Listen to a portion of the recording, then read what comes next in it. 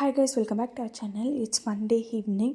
இன்றைக்கி நம்ம டின்னருக்கு ஒரு மசால் தோசை ட்ரை பண்ணலாம் அப்படின்னு தான் நான் ஃபஸ்ட் ரெட் சட்னி ரெடி பண்ணிக்கிறேன். இது மைசூர் மசால் தோசை. இதோட டேஸ்ட்டு சூப்பராகவே இருக்கும். நீங்களும் உங்கள் வீட்டில் ட்ரை பண்ணி பாருங்கள். ரொம்பவே சிம்பிள். இதுக்கு ஃபஸ்ட்டு ஒரு 3 காஷ்மீர் மிளகாயில் நான் கொஞ்சமாக சுடு தண்ணி ஊற்றி ஊற வச்சுக்கிறேன் ஒரு 10 மினிட்ஸு.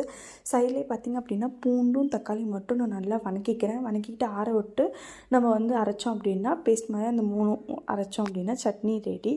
இப்போ சைடில் பார்த்திங்க அப்படின்னா ஒரு பேனில் எண்ணெய் ஊற்றி கடுகு, உளுந்து, கடலைப்பருப்பு, கொஞ்சம் கருவேப்பிலை, பச்சை மிளகா ஆட் பண்ணி வணக்கிட்டு அப்புறம் பெரிய வெங்காயத்தை ஆட் பண்ணிட்டு உப்பு, மஞ்சள் மட்டும்தான் நான் இன்றைக்கி ஆட் பண்ணியிருக்கேன்.